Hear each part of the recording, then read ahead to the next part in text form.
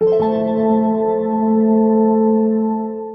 going on, guys? Welcome back to another Swift video. In today's video, we're going to learn how to build a bottom drawer in SwiftUI from scratch.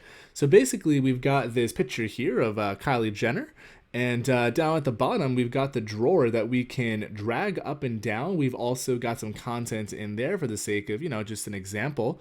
So we'll talk about not only how to get this drag gesture working, but we'll talk about how to get the background blur, because I think that's part of this that looks really good, as well as, bringing content in here and refactor everything to be nice and modular. So if that sounds good to you, if that's exciting, definitely start by destroying the like button down below for the YouTube algorithm. Hit subscribe if you're into iOS and want to stick around. That all said, let's get into the video. Alright, let's begin by opening up Xcode and creating a new project. We're going to stick with the app template under iOS, and let's go ahead and give this project a name of SwiftUI Drawer. We want to make sure the language is set to Swift and both interface and lifecycle are set to SwiftUI. Let's go ahead and continue, save the project wherever you'd like. I'll toss it onto my desktop. And first things first, I grabbed an image of Kylie Jenner here from Google Images that we're going to bring into our project so we have some nice imagery. So we'll jump into our assets here, and I'll go ahead and drag in this JPEG just like that. And once we have that, we can go ahead and close this right panel and expand our Xcode window and jump into our content view. Next up, we're going to change our preview device at the top here in this drop down. I'll stick with a 12 Pro Max. I will go ahead and hit resume to load up our preview on our canvas on the right hand side over here. And there is our preview. All right, so let's get into it. So first things first, we want to have a Z stack that's going to basically layer our background, which will be the image we just dragged in, and the drawer will sit on top of it. So let's go ahead and do that. So we'll have a Z stack here like so. Now inside of this, instead of placing the image directly, we are going to add in a geometry reader. And this is strictly going to be used for sizing our internal UI component. In this case, it'll be the image. The image that we dragged in is our picture. We're going to say it's resizable. I'm also going to go ahead and assign its frame, width and height, but to get the frame, we're going to use the proxy inbound argument here. We're going to go ahead and say, give me the frame in the global space, and now we can go ahead and say the width here is going to be frame.size.width, and respectively, the height is going to be frame.size.height. And let's go ahead and hit resume on the right-hand side once more to load up the latest version here, and we've got our image. Now, first issue we see is that the image is distorted. So let's go ahead and say we want this to go ahead and use a aspect ratio of fill. That way it'll fill this up. We can also alternatively, if you want to change this up, is use a modifier of scale to fill. This way it'll keep its aspect ratio but take up the entirety of your UI. The next thing we're going to do is we're going to add a ignoring all safe area modifier to our Z stack.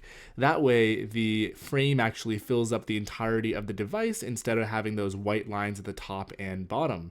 So looking pretty good. We've got a cool picture here of Kylie Jenner, and we're going to want to have another geometry reader basically sit on top of this one where our drawer is going to live. So let's go ahead and clean up our code a little bit. So I'm going to call this maybe our let's call this our home view, and let's go ahead and abstract this a little bit. So for the sake of keeping our content view nice and clean, we're going to go ahead and create this home view here with a body just like any other typical SwiftUI view.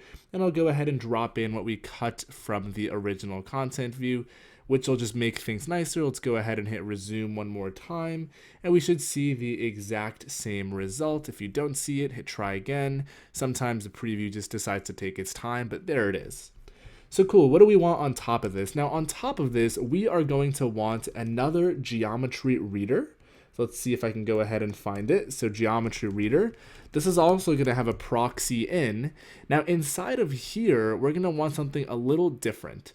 So we're going to want the actual drawer, and we're going to want it to have a nice blur as the background. But for now, let's go ahead and actually just leverage a Z stack to add in a color. Actually, instead of even a Z stack, which you could probably get away with, is just add in a vertical stack and just say maybe the background color is color.red. And as soon as you do that, if our preview decides to update over here, we should see our geometry reader sitting on top of the image. Let's actually apply the background color to this guy here instead of the vertical stack, and we'll see the red screen basically cover up the image.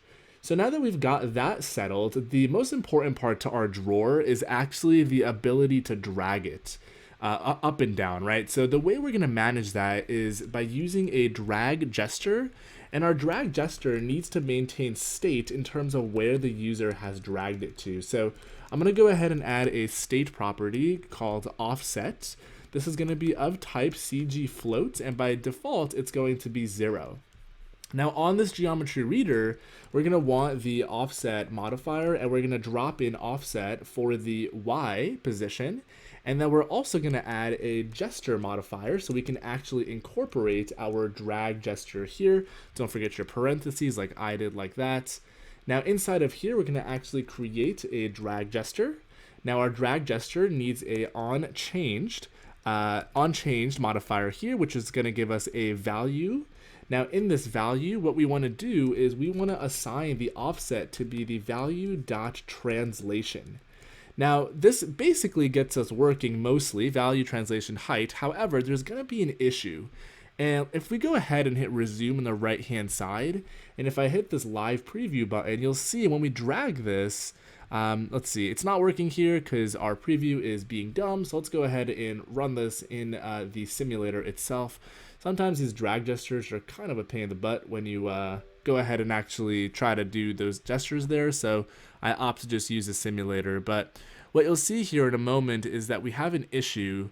The first issue is the drawer doesn't start at the right position. It also doesn't, look correct like a drawer. And the other issue is once I drag it, well, let's see, right now nothing's moving. So that's definitely not good. The reason it's not moving is, let's see why that is. All right, we have an offset here for our geometry reader. This whole thing is in a Z stack. Let's see what's going on. So let's see, we have offset, we've got a gesture, we have a drag gesture here. Let's go ahead and supply the background color first. And I'm actually going to go ahead and let's say we'll make this, 200 by default, and let's make sure that that actually pushes it down. We'll do some live debugging here. All right, so it's definitely moving, but the issue you see here is when I, drag it from here, it first jumps to the top and then it drags from the top. The reason it's doing that is because we need to account for the start location for the drag. So we're going to say start location is going to be our value dot start location. And what we can actually do here is we're going to say the offset is going to be the start location dot y, and then adding in the translation. And what this will help you achieve is that your drag will be smooth from the position where you began dragging it from, and it's not going to include that weird jump that you saw. So starting to look a little better such that we can drag it. The next thing we want to go ahead and do is not use this red color because it's kind of obnoxious. We want it to be a whole lot nicer. So the way we're going to go ahead and accomplish this is by creating a custom blurred view. And instead of using a background color modifier here, we are going to use a Z stack inside of here. So in this vertical stack, let me just go add we'll maybe just add a spacer for now and maybe some text so we can see, some content in here. Let me put this above here, but we're going to put this V stack inside of a Z stack. And the reason we're going to do this is because our blur should come underneath our actual drawer content.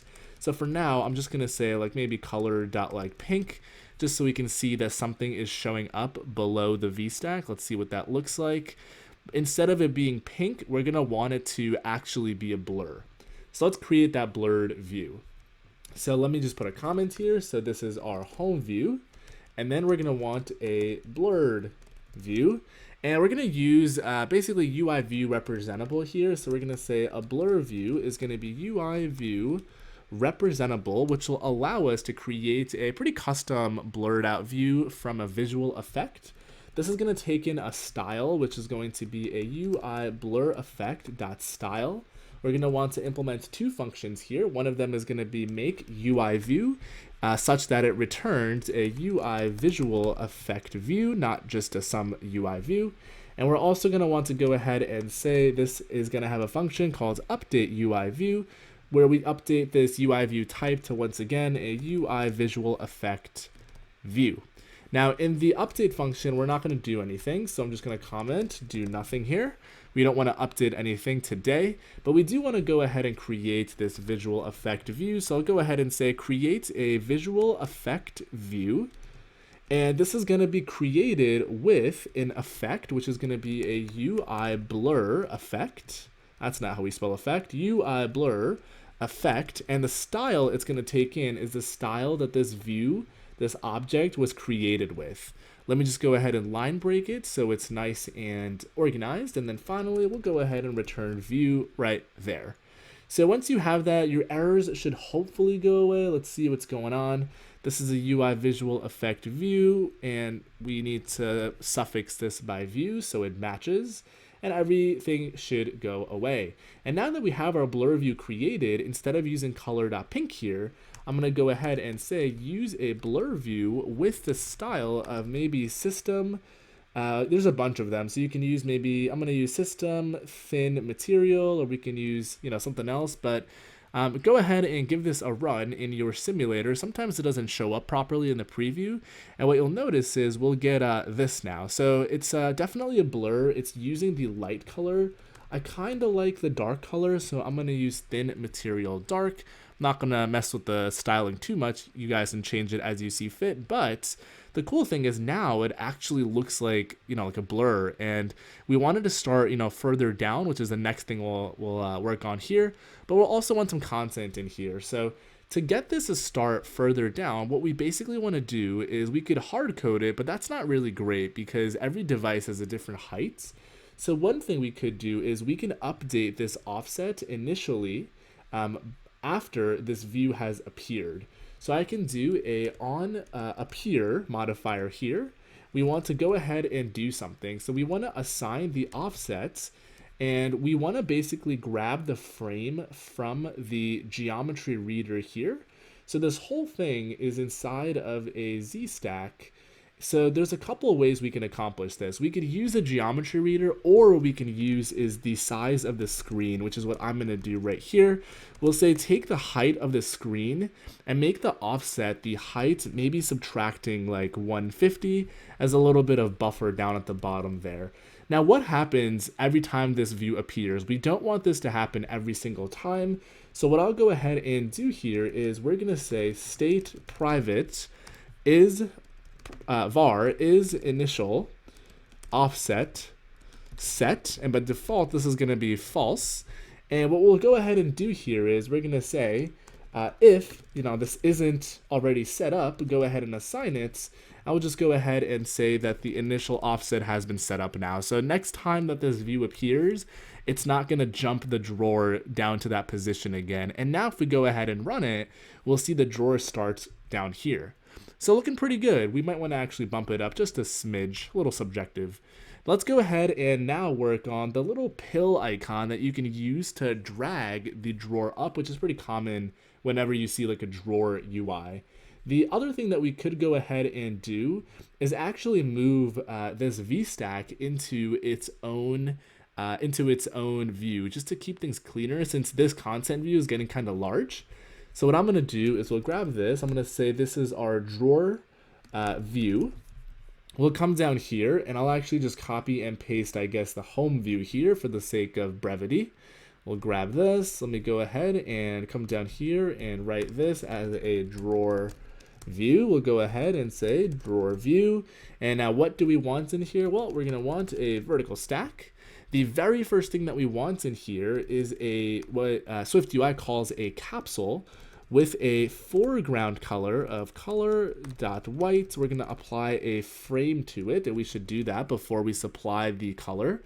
We'll say the width is perhaps 200, and the height is perhaps 30. And if you go ahead and give this a run, what you'll see is that it's like this white capsule looking thing, and let's see where it is. I'm not actually seeing it here. It looks like it's right down there at the bottom. So we want to use a spacer to push it up, And we also don't want it to be that tall because it's a little obnoxious right now. So let's go ahead and use a spacer to push it up.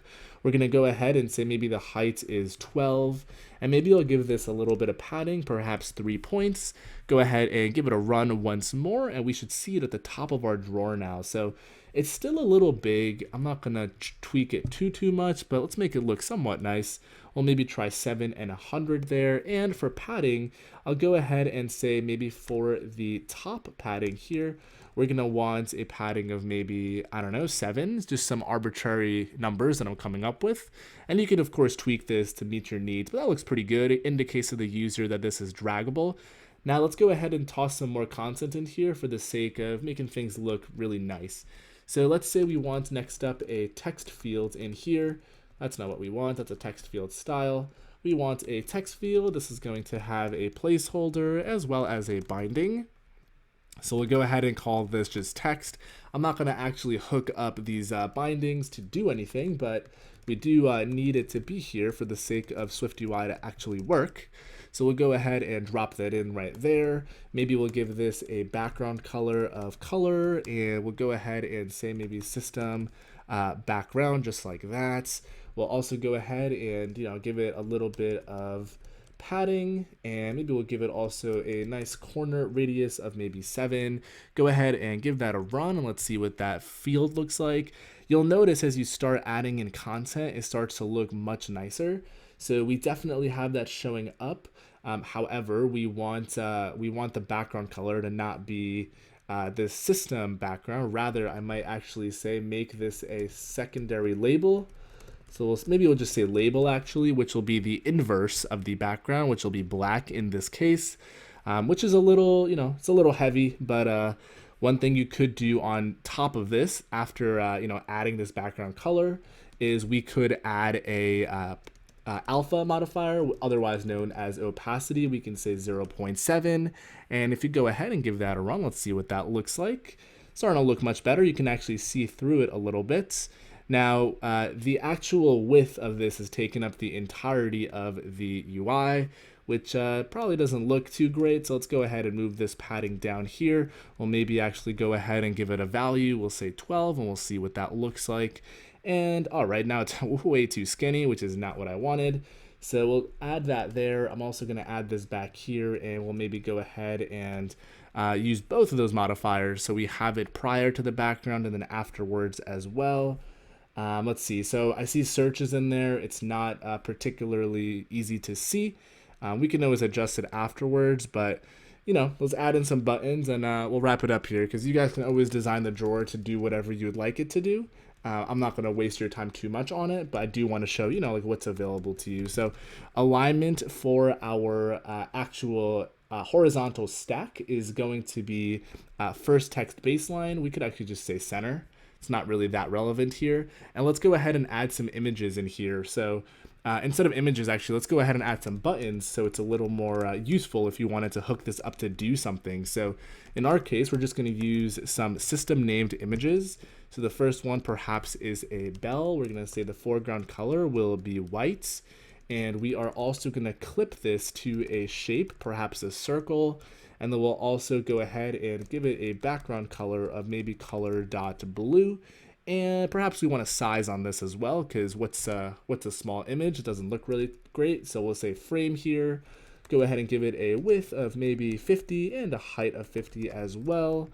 All right, so we've got our width and we got our height. So let's go ahead and give that a run. And if it looks all right, we'll go ahead and copy and paste it and make the rest of them look pretty good. So we have that there. It's looking a little small. We need to move this clipped to the bottom here, and we want to also move the background color, but after we assign the frame modifier, since modifiers stack on top of each other. But that's looking pretty good. We could actually even bump up the size maybe to 55, and I think we're in business to copy and paste. So of course, no actions today in this button here, but you can add that as you see fit. So we'll go ahead and update this to an airplane, and then I'll go ahead and update this one to maybe a gear, and we'll change up the colors as well. So I'll make this one pink. I'll make this one yellow. Whoops, that's not what we want. So we'll make this one here yellow, and we'll give it a run, and we'll see what it looks like. Let's see what the issue is here. So it's expecting a parenthesis, apparently, because I screwed something up.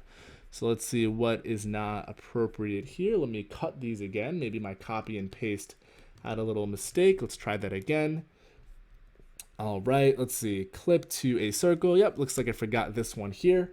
So we'll go ahead and hit Command B, make sure it's still working, and I'll paste those back in.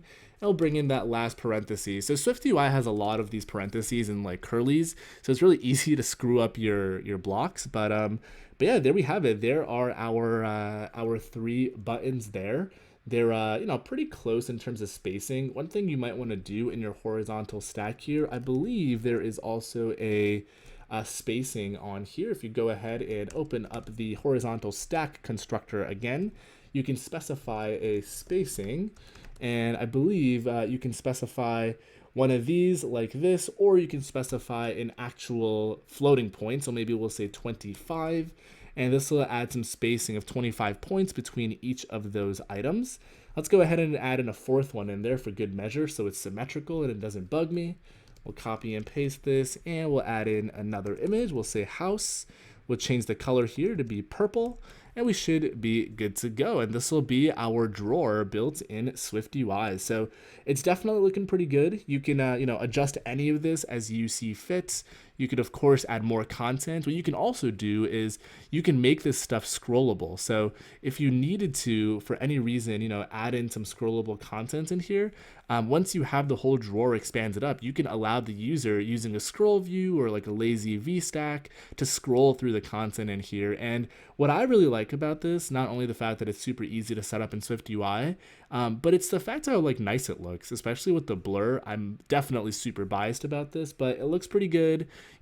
Everything is as expected, and it's fairly trivial to put together. So if you enjoyed the video, definitely don't forget to smash that like button down below if you haven't done so already. Hit subscribe if you're into iOS and Swift and want to stick around for more videos. I try to post daily on this channel.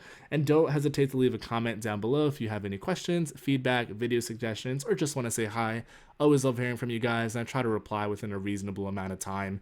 Thanks again for watching. I'll catch you on the next one.